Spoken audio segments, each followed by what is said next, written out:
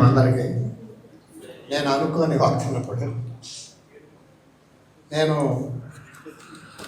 జయగోపాల్ గారు చనిపోయినప్పుడు పెట్టిన సభకి వచ్చిన తర్వాత వైజాగ్లో నాస్తికత్వం ఎలా పరిడి వెళ్ళిందనే దాని మీద ఒక చిన్న కవిత రాశాను. అది మధ్యలో ఆగిపోయింది. అయినా దాన్ని మీకు ఒకసారి వినిపించి నేను వినిపిస్తాను. విశాఖ వీధుల్లో మళ్ళీ గుర్తుకొస్తున్నాయి ఆ రోజులు. 2-3 రోజులు సంబరాలుగా చేసుకునే నాస్తిక సమ్మేళనాలు, దేవుడు లేడు లేడే లేడని నవమానవుడు ఉద్యమించే నూతనోద్యమకు పరిచయాలు.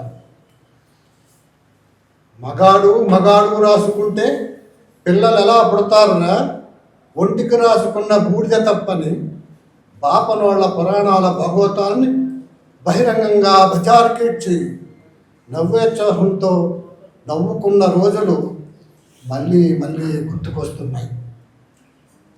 మూఢనమ్మకాల ముసుగులో మతమనే మత్తుమందు మనిషిని చిత్తు చేస్తుందని కనకనమండే నిప్పుల్లో నడిచి కాలి పాదానికి నిప్పుకి మధ్య గాలిలోని తేమ పొరేరా మహిమని కనువిప్పు కలిగించే ఆ రోజులు మళ్ళీ మళ్ళీ గుర్తుకొస్తున్నాయి.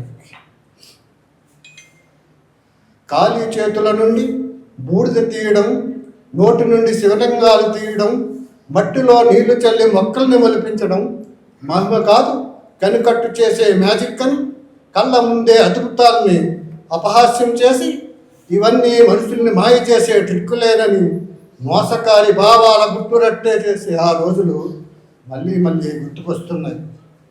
సుప్రభాత భూత పురాణాల్ని, పెళ్లి మంత్రాల భాగవతాన్ని, తాలి లేనిదే పెళ్లికి అర్థం లేదని, ముహూర్తాలు లేకుండా పెళ్లి కాదని పంతుళ్ళ ఆధిపత్యానికి గేటులేసి ఎనలేని పనికిరాని తంతుల్ని, తాలి లేని ముహూర్తాలు లేని కులాంతర వ్యవహారాలు జరిగే రోజులు మళ్ళీ మళ్ళీ గుర్తుకొస్తున్నాయి.